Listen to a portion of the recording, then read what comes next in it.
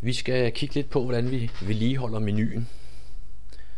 Så vi går over i administrationssystemet og i indhold og menuen.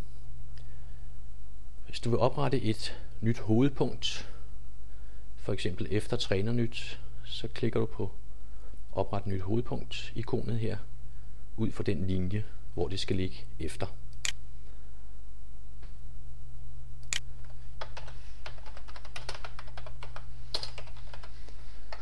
Det kalder vi andre nyheder.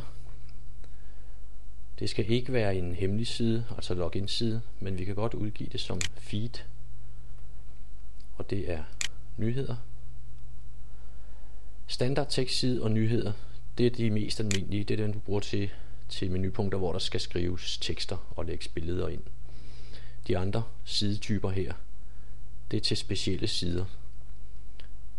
Den her sidetype, den kalder for eksempel gæstebogen og så videre. Vi klikker opdater, og så ligger punktet efter trænernyt.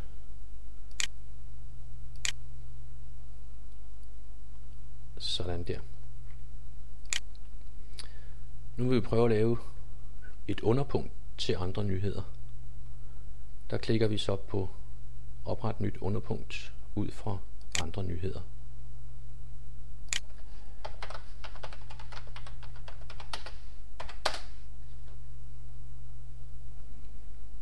Og så ligger det derunder. Hvis du skal have et underpunkt mere, så kan du klikke på opret nyt hovedpunkt ud for underpunktet.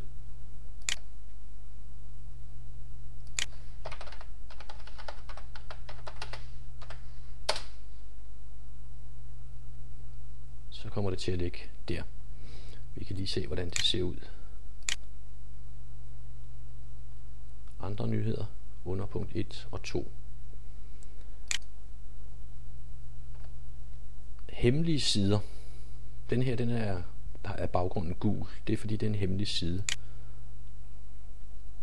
Der er sat flueben her i login. Så det punkt, det kan jeg ikke se ude på hjemmesiden. Spillerstatistik, det skulle komme her efter spillertrupper. Der bliver jeg nødt til at logge ind.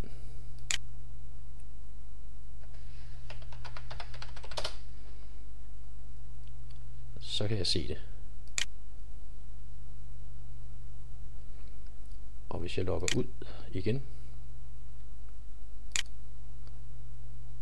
så forsvinder det.